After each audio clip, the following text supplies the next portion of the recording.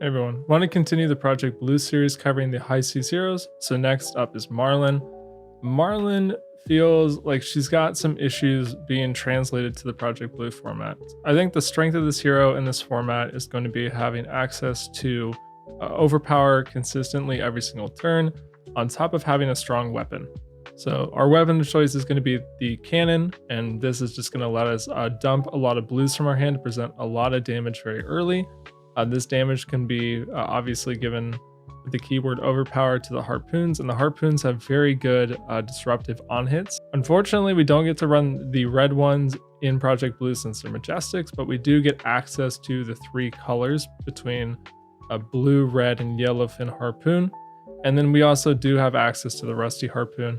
I think overall, to be perfectly honest, if you wanted to play Marlynn in this format, I think you probably should just look at Azalea if you want to play for the Ranger power fantasy. Azalea feels very broken in this format, to put it honestly. She has access to Dominate and much more aggressive hands, specifically with Death Dealer. I don't think you really get the same trade-off with Hammerhead, but I do want to put out a list for all the heroes if people, really enjoy them. So you pull like a young Marvel or something like that, or you just join with High Seas and you want to try out these heroes. I still think that's totally valid and probably what this format is made for. Mainly just playing a lot of blues. We have reload cards, so that way you can get cards into Arsenal. That's going to be calling the big guns, take cover, and then take aim as well as having Marlynn's text to load and draw, although that is a lot more scarce in this deck. I do think maybe we could look at some other card draw effects just to try to get that hero power to work a little bit more. You do have Bolt and Shot, but I will have some example gameplay with this video, and you'll see part of the problem is that this deck just has hands where it'll draw 4 arrows and you have full tempo, your opponent blocks out, but you don't really actually have a way to load anything, so you do nothing and you just pass back and usually lose. So that's definitely a problem with the deck. In terms of overall blues here, we have a lot of like marginal arrows, like in some matchups will be good, right? So in those matchups, you'll want to play them. So, right, if you're playing against Prism or a Guardian, you want to play Fatigue Shot because they play big, tall attacks. It's a very good arrow, but if you play against an aggro deck, right, then this just becomes a blue block 3 in the deck. So all the arrows are kind of like that. You have like Salvage Shot if you are in a Fatigue matchup, or if you're playing against, for instance, like an ally-based deck, or, you have Sedation Shot against decks that have some kind of arsenal setup, Sleep Dart against decks it's relevant against, and then Widowmaker if they're a deck that breaks equipment, or if you're using this against an ally deck. Our reds are pretty self-explanatory. We just have good pumps with on hits, so of course we're going to play the laces, giving the disease tokens, and then we have Money Where Your Mouth Is. This is very good with the harpoons. You're able to wager this pretty consistently. It helps you get a little bit of gold in the deck. In terms of our sideboard, we have Fire in the Hole. This is for slower matchups, specifically fatigue ones. This will let you activate the bow twice in one turn, so you can give your harpoon a +8 in overpower before sending it. Not to mention you have the +3 from the Fire in the Hole, so you're looking at a +11 on a harpoon in a single turn. That is very powerful, and that is something to consider when playing this hero. Release Attention if you think they're going to play unmovable against you, since all the other D-Reacts are not really in the format. Test the strength against aggro if you want. Gold generation is so hard to get in this format, so you kind of have to do whatever you can. I think that's kind of difficult in this deck, but I mean, in some aggro decks, or specifically non-attack based decks, so think about a warrior, for instance, or a wizard, whatever it may be, you will maybe be able to beat them with 3 and 4 powers, so maybe it's worth including. And then Barracuda is a double-edged sword against ally-based decks, and also Illusionist for Phantasm is a popper. And then a little bit of AB as well. You'll have AB3 included with your bracers. So that's the deck. We'll jump into some gameplay and you can watch me play this. Okay, so here we are playing against Prism. We're going second, which means we're going to get to use our Honing Hood on our first turn. This will let us load an arrow. It's a little bit risky because I do kind of want to clear the Pierce Reality, but I think that this might just be okay, just to set up while we have the option. At the very least, maybe we just decide to send everything at our opponent here. So we can go ahead, wager, and then we'll send the Fatigue Shot, and this will go at Prism. And we'll go ahead and we might as well wager this here. Obviously, I think the yellow one is what we would prefer to have. Our hope here is to draw a popper.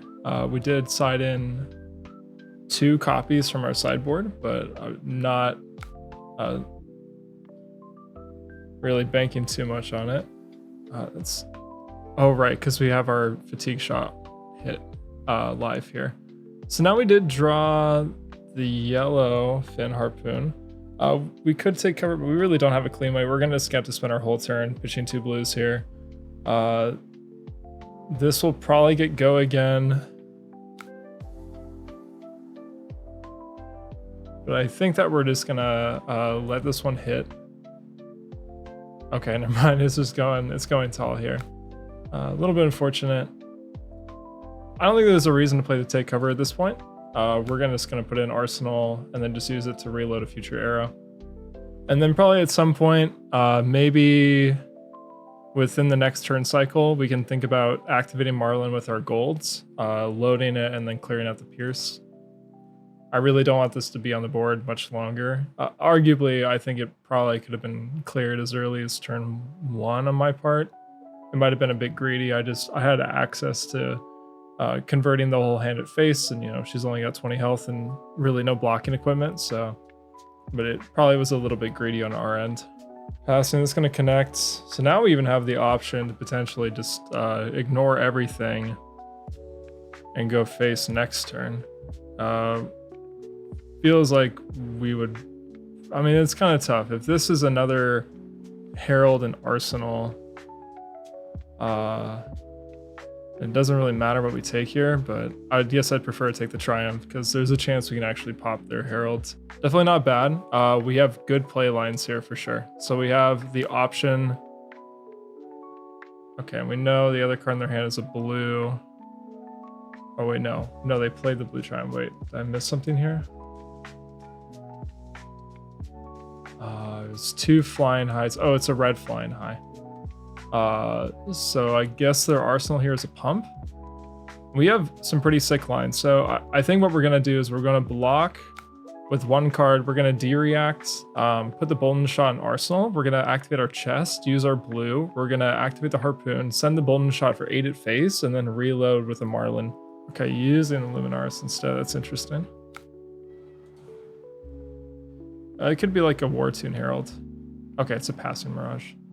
I feel like we're getting off a little bit easy here, but we'll take it. So we'll activate the chess piece. Go ahead and use our cannon. And then the cool thing here is that if they overblock to deny the Bolden Shot reload, we'll just pop Bullseyes and actually put it on 3 regardless. We even have the option to clear the Pierce here. I think it depends on how few cards they go down to. Let's see if they want to activate the legs or not. Okay, they do.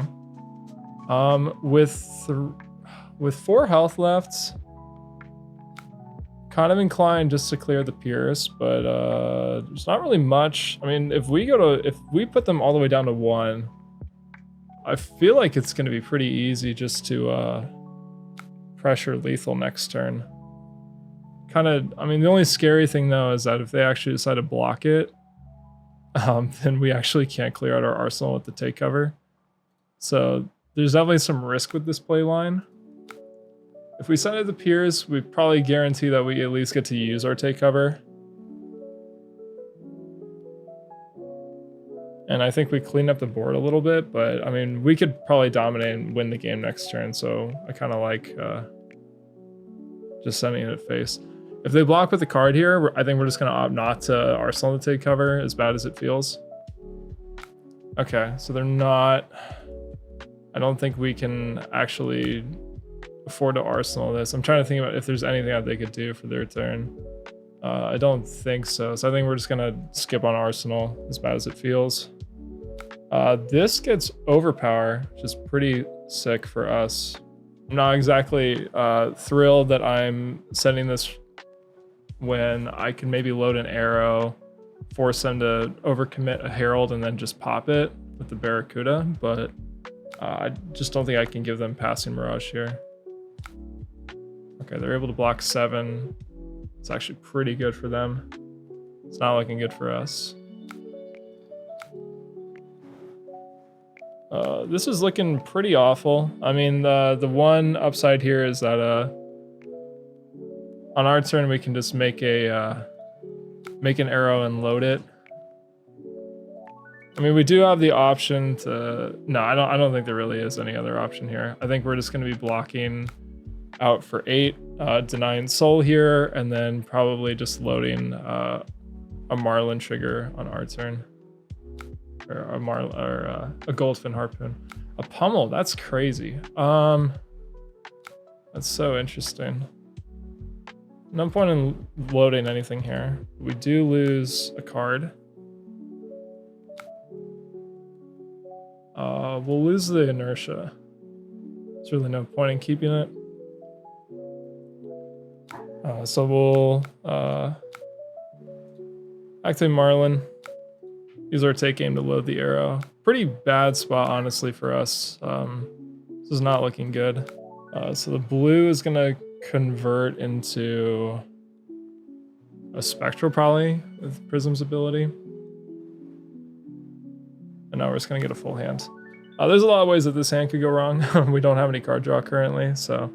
Okay, but we did draw a call on the big guns, so that's good for us. They have no armor left, so Widowmaker actually is just live here, which is pretty sweet. So we'll go ahead and do that.